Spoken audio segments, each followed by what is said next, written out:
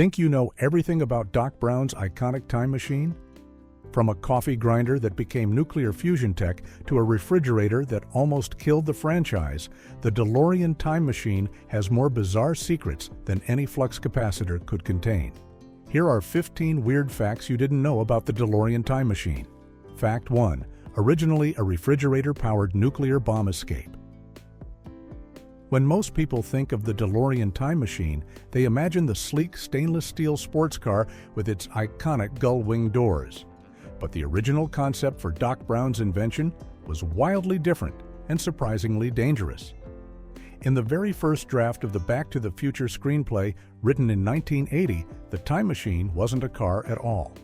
Instead, screenwriters Robert Zemeckis and Bob Gale envisioned a stationary laser device called a power converter that was housed inside an ordinary refrigerator. The plan was even more extreme than it sounds. At the end of that first draft, the refrigerator containing the time travel device would be loaded onto a truck and driven directly into a nuclear bomb test site in the Nevada desert. Marty McFly would have to climb inside the lead-lined fridge to shield himself from the atomic blast, and the massive energy from the nuclear explosion would power the time machine and send him back to 1955. The filmmakers were actually serious about this idea and even created detailed storyboards showing the elaborate nuclear test sequence, with Marty racing across the desert trying to find another bottle of Coca-Cola after clumsily dropping the first one, which was somehow part of the time travel formula. However, executive producer Steven Spielberg put his foot down and vetoed the refrigerator concept entirely. His concern was practical and genuinely troubling.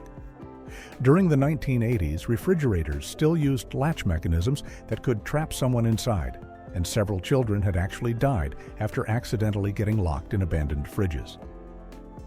Spielberg worried that kids watching the movie might try to recreate Marty's adventure by climbing into refrigerators at home, potentially leading to tragic accidents.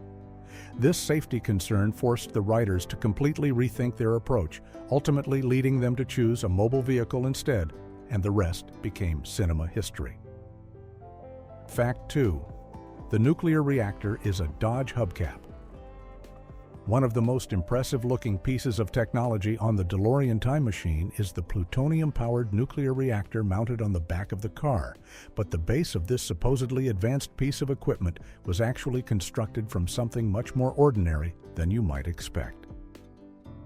The production design team built the lower section of the nuclear reactor housing from a vintage hubcap taken from a 1967 to 1969 Dodge Polara, which was a full-size American sedan that was popular during that era. The hubcap itself had a distinctive circular design with raised ridges and patterns that made it look surprisingly futuristic when repurposed for the film, even though it was originally just a simple wheel cover meant to protect the lug nuts on a standard family car.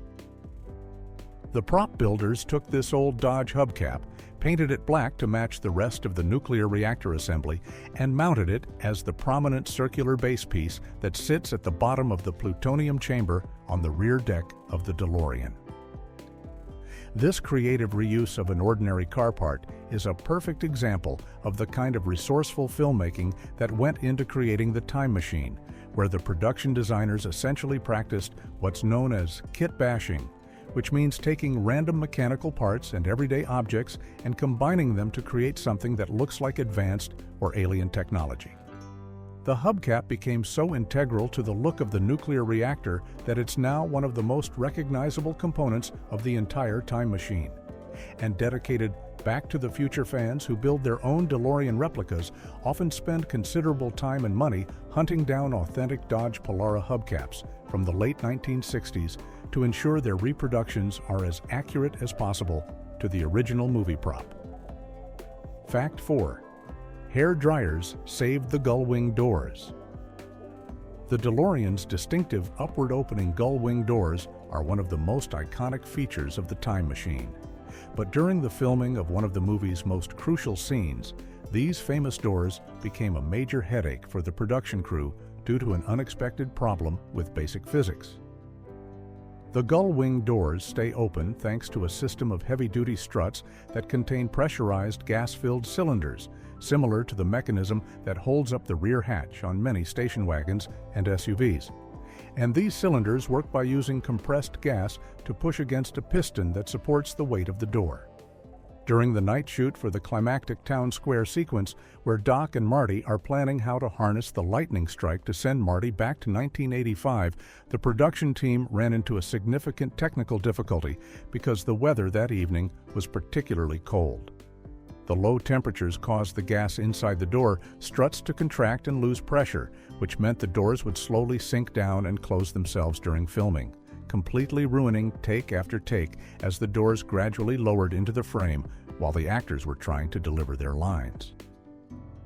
The special effects crew came up with a simple but effective solution to this problem by rushing in between every take with handheld hair dryers to warm up the car and specifically heat the door struts, which would cause the gas inside to expand again and restore enough pressure to keep the doors held open at the proper angle.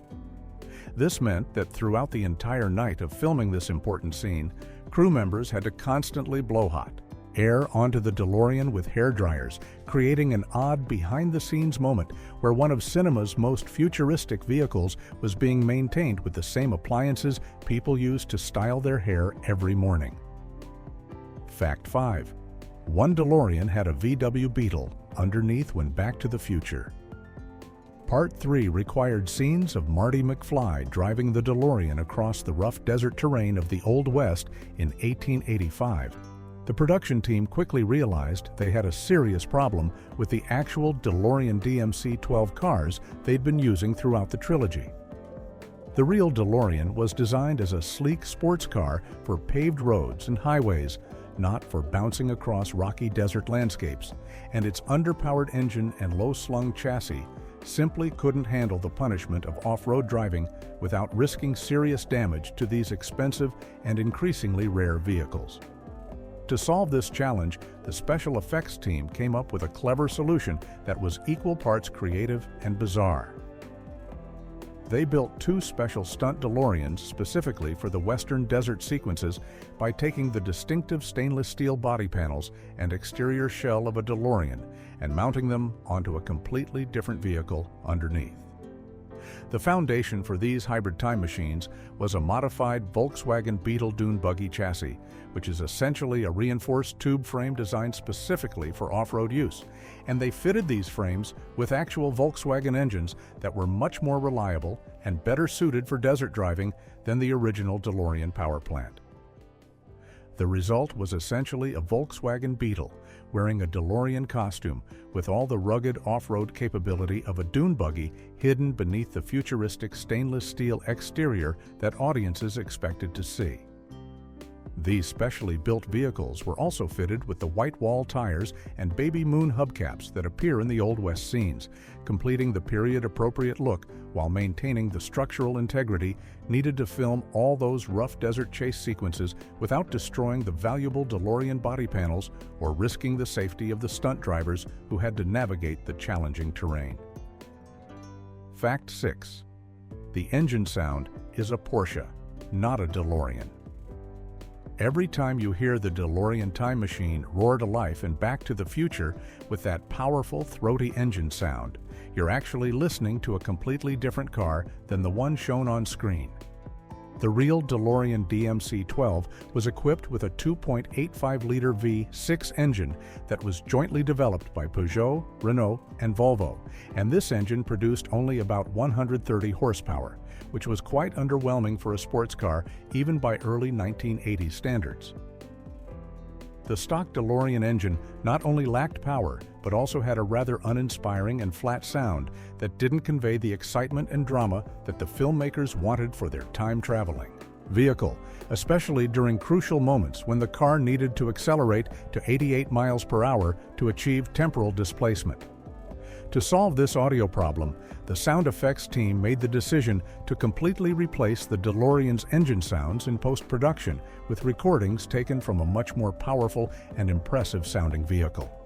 They chose to use the engine noise from a Porsche 928, which featured a naturally aspirated V8 engine that produced a much deeper, more aggressive and sportier sound that better matched the visual excitement of the time machine, blasting through the space-time continuum. The important detail here is that the actual DeLorean cars used during filming kept their original stock engines and were never physically modified with Porsche power plants, despite some confusion and rumors over the years suggesting otherwise. The swap was purely an audio trick accomplished during the editing process, where the sound editors layered in the Porsche engine recordings over the footage of the DeLorean to create the illusion of a more powerful vehicle, and they even mixed in sounds from the land speeder effects from Star Wars to enhance the futuristic quality of the Time Machine's audio profile. Fact 7. 88 mph chosen. Because of Jimmy Carter. The magic number of 88 miles per hour that the DeLorean needs to reach for time travel has become one of the most memorable details in cinema history. But the choice of this specific speed was actually influenced by a quirky piece of American legislation from the late 1970s. In 1979, President Jimmy Carter's administration passed a federal law that required all automobile speedometers to be limited to a maximum reading of 85 miles per hour, based on the dubious theory that if people couldn't see speeds higher than 85 on their dashboard, they would be less likely to drive faster than that limit. This meant that every DeLorean DMC-12 that rolled off the production line came equipped with a speedometer that only displayed speeds up to 85 miles per hour, which created an obvious problem for the filmmakers who needed their time machine to reach a higher speed for the story to work. The production team solved this issue by building a completely custom instrument cluster with a modified speedometer that could display speeds up to 95 miles per hour, giving them the flexibility to choose whatever number they wanted for the crucial time travel threshold. According to the filmmakers, they ultimately selected 88 miles per hour for a surprisingly simple and aesthetic reason. They liked the way the number 88 looked on the digital speedometer display, particularly because all the LED segments would light up in a visually striking pattern when showing double eights. There was no complex scientific reasoning or hidden meaning behind the choice, despite the many fan theories that have emerged over the years trying to find deeper significance in the number. It was purely a visual decision made because the production team thought 88 looked cool and memorable on screen, and their instinct was clearly correct given how iconic that specific speed has become in popular culture. Fact 8. Liquid nitrogen created the ice effect once. One of the most visually striking moments in the first Back to the Future film occurs when the DeLorean returns from its initial test journey through time with Einstein the dog inside, and the entire car is completely covered in a thick layer of frost and ice that makes it look like it just emerged from a deep freeze. The production team created this dramatic frozen effect by spraying the DeLorean with liquid nitrogen, which has a temperature of negative 320 degrees Fahrenheit and causes instant crystallization of any moisture in the air around the car, creating that spectacular icy coating that audiences see on screen. However, this impressive visual effect turned out to be an absolute nightmare to film in practical terms. According to screenwriter Bob Gale, who provided commentary on the DVD release of the film, the liquid nitrogen would begin melting and dripping off the car almost immediately after they applied it, which meant the crew had to work incredibly fast to get everyone into position and capture the shot before the ice disappeared completely. Producer Neil Canton confirmed that the ice would drip off several times before they were ready to actually roll cameras, forcing them to repeatedly reapply the liquid nitrogen and start the whole process over again, which was both time-consuming and frustrating for everyone involved. Gale noted that the first appearance of the frozen DeLorean in the parking lot scene is the iciest audiences would ever see the time machine. And if you watch carefully throughout the rest of the film series, you'll notice progressively less ice appearing after subsequent time jumps, until it essentially disappears altogether in the sequels. The filmmakers later used the introduction of Mr. Fusion as a convenient in-universe explanation for why the DeLorean stopped arriving covered in ice, suggesting that the new power source somehow eliminated that side effect, but the real reason was simply that the effect was too difficult and impractical to continue filming. Fact 9. The flux capacitor was named after nuclear physics. The flux capacitor is arguably the most important piece of technology in the entire Back to the Future trilogy, as it's the device that actually makes time travel possible, according to Doc Brown's explanation. But the iconic name for this fictional invention almost didn't exist at all. In the early drafts of the screenplay and during the initial stages of production design, the time travel device was called the temporal field capacitor, which certainly sounds scientific and technical, but apparently didn't sit well with director Robert Zemeckis. Zemeckis felt that the name temporal field capacitor simply wasn't believable enough or didn't have the right ring to it for such a crucial element of the story. So he asked the production team to come up with something better that would sound more authentic and memorable. The solution came from Michael Fink, who was one of the special effects artists working on the film and had previously been involved with creating visual effects for the 1979 nuclear thriller called The China Syndrome, which starred Jane Fonda and dealt with a fictional accident at a nuclear power plant. During his work on that earlier film, Fink had learned about the concept of neutron flux, which is an actual term used in nuclear physics to describe the rate at which neutrons pass through a given area in a nuclear reactor. When the discussion came up about renaming the time travel device, both Fink and Zemeckis independently suggested the term flux capacitor at almost the same moment, drawing inspiration from this real scientific terminology. The name stuck immediately because it had that perfect combination of sounding both technical and accessible, using a real physics term that gave it credibility while still being simple enough for audiences to remember and understand. And it's now become one of the most recognizable pieces of fictional technology in all of science fiction cinema. Fact 10. Carbon dioxide hid inside for exhaust effects.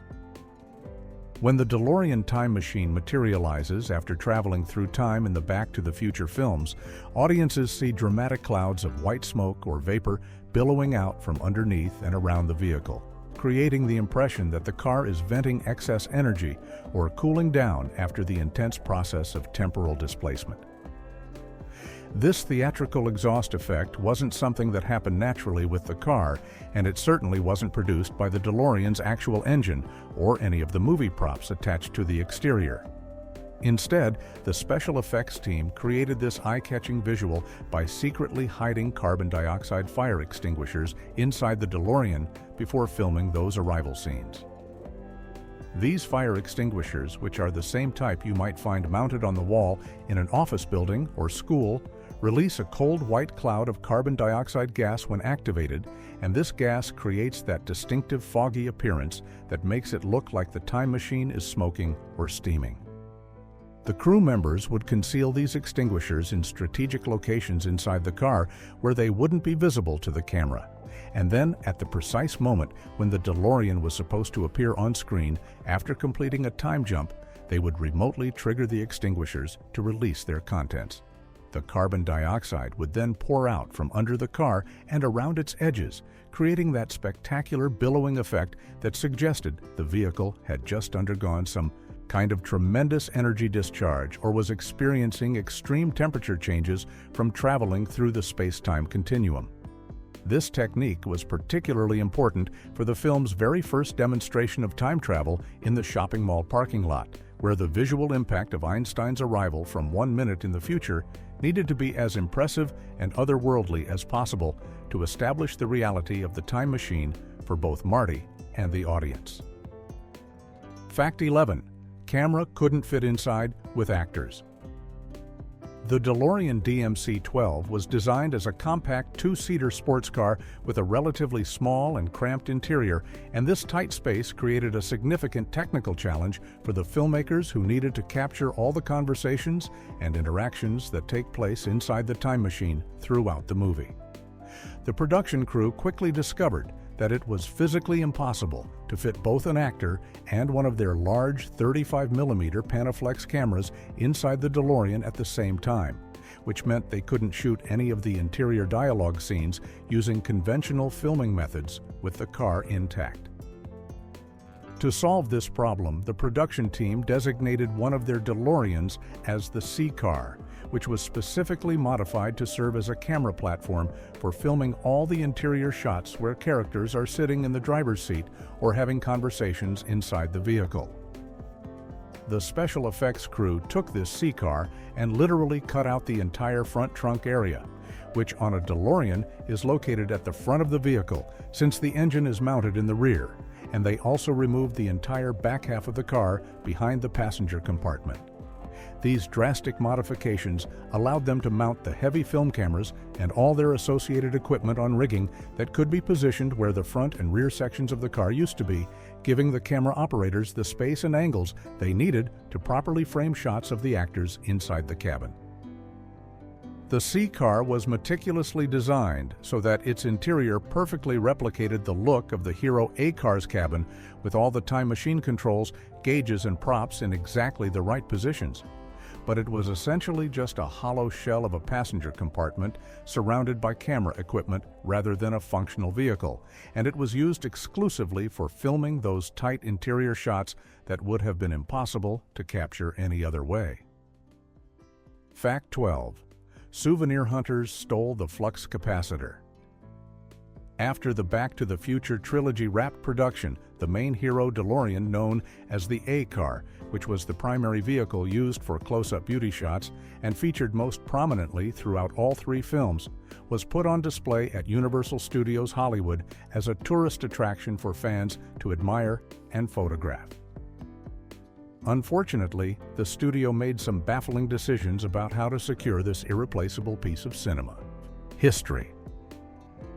The car was often kept on the backlot with the keys left in the ignition and the doors unlocked, and when it wasn't being driven around by actors dressed as Doc Brown for meet and greet events, it would sometimes sit unattended, where determined fans could potentially access it. Over the following decades, overzealous souvenir hunters and unscrupulous visitors took advantage of this lack of security to systematically steal pieces from the DeLorean, with some fans even managing to sneak onto the backlot specifically to take parts from the famous time machine. Among the most significant items that were stolen over the years were the original screen-used flux capacitor, which is the glowing Y-shaped device that makes time travel possible, and the time circuits display panels that showed the destination time, present time, and last time departed. Additional pieces like Mr. Fusion and various other props and components also disappeared during this period of neglect. By 2010, the once pristine Hero car had deteriorated dramatically, with weather damage, missing parts, and general neglect turning it into what screenwriter Bob Gale described as a shadow of its former self that seemed destined for the junkyard. Fortunately, in 2011, Gale partnered with Universal Studios and a dedicated team of Back to the Future superfans to launch a comprehensive restoration project that took nearly a year to complete, during which some stolen pieces were actually returned by fans after Gale sent out a public appeal, allowing the cinema icon to be properly restored and eventually placed in the Peterson Automotive Museum. Fact 13. John DeLorean's cocaine trial helped the film. When Robert Zemeckis and Bob Gale were developing Back to the Future and choosing which car would serve as their time machine, the DeLorean Motor Company and its founder John DeLorean were making headlines for all the wrong reasons, and this controversy actually played a surprising role in the filmmakers' decision to stick with the DeLorean. In 1982, John DeLorean was arrested by the FBI in a sting operation and charged with cocaine trafficking after he was allegedly caught trying to arrange a drug deal to raise money to save his failing car company from bankruptcy. The trial became a media sensation and was heavily covered in newspapers and on television throughout the early 1980s, right around the same time that Back to the Future was moving through pre-production and filming. You might think that a major Hollywood studio would want to distance itself from a car associated with such a serious criminal case, but the filmmakers saw things differently. According to screenwriter Bob Gale, when the DeLorean Motor Company went bust and John DeLorean was all over the news facing these charges, there was something dangerous and counterculture about the whole situation that actually appealed to them as storytellers. Gale later explained in interviews that rather than seeing the controversy as a reason to avoid the DeLorean, they felt it gave the car an added sense of danger and edginess that enhanced the rebellious, slightly subversive nature of Doc Brown's character, who after all is a wild-haired, eccentric scientist who steals plutonium from terrorists and breaks numerous laws in pursuit of his time travel experiments. John DeLorean was eventually acquitted of all charges on the grounds of entrapment. But by that point, the DeLorean Motor Company had already ceased production, and the car's association with the scandal ironically helped cement its place in pop culture history through Back to the Future. Fact 14. A fiberglass DeLorean was the flying car. When Back to the Future. Part 2 introduced the hover-converted DeLorean that could fly through the air above the streets of Hill Valley in the year 2015. The production team needed a way to create convincing shots of the floating time machine without risking damage to their actual working DeLorean vehicles or putting actors in danger. The solution was to build a seventh DeLorean that wasn't actually a real car at all, but rather a full-sized, lightweight replica constructed entirely from fiberglass that could be safely suspended in the air on wires and cables. This fiberglass model was designed to look identical to the real DeLorean Time Machines from the outside, complete with all the proper body panels, gull-wing doors, and time machine modifications like Mr. Fusion and the various props attached to the exterior. But it had absolutely no mechanical components, engine or interior systems of any kind.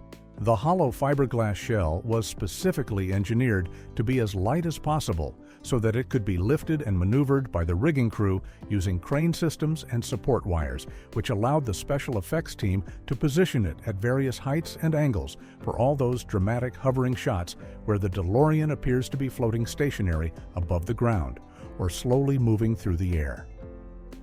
This fake flying DeLorean was also used for scenes where actors needed to physically interact with the hovering vehicle, such as when characters reach up to touch it, or when they're standing near it while it's supposedly suspended in midair, because having a lightweight fiberglass model on wires was much safer and more controllable than trying to suspend an actual 2,000-pound DeLorean filled with expensive camera equipment and props. The fiberglass model made it possible to create the illusion of a flying car without the massive expense and danger of actually getting a real vehicle airborne, and it was an essential tool for bringing Doc Brown's futuristic hover conversion to life on screen. Fact 15. 5 cars, plus 1. Process car were used. The production of the Back to the Future trilogy required an impressive fleet of DeLorean time machines to accomplish all the different types of shots and stunts needed across the 3 films, and the logistics of managing these vehicles became increasingly complex as the series progressed. For the first movie alone, the production team purchased 3 used 1981 DeLorean DMC-12 vehicles that were designated as the A car, B car, and C car, with each one serving a very specific purpose during filming. The A car was the hero vehicle that remained completely assembled with all the exterior and interior time machine props perfectly installed, and it was used exclusively for beauty shots, close-ups, and any scenes where the DeLorean needed to look absolutely perfect on camera. The B car was designated as the stunt vehicle and was used for all the action sequences that involved dangerous driving or the potential for damage, and while it replicated the exterior appearance of the A car with all the proper time machine modifications, its interior was kept as a stock DeLorean without the elaborate prop dashboard to make it easier for stunt drivers to operate. As the trilogy expanded with parts 2 and 3, the production acquired 2 additional real DeLorean vehicles to handle the increased demands of filming, bringing the total count to 5 actual functioning cars that were used at various points throughout the series. Beyond these 5 real vehicles, there was also a 6th DeLorean known as the process car, which was an unusual hybrid creation that consisted only of an interior passenger compartment shell without any exterior body panels or mechanical systems. This process car was specifically built for filming certain types of shots where the camera needed to capture the dashboard controls, the flux capacitor glowing, or the actor's reactions to time travel effects. And it could be placed on a stationary platform in a studio with lighting and effects equipment surrounding it to create those dramatic interior moments. Dramatic interior moments. Dramatic interior moments. Dramatic interior moments.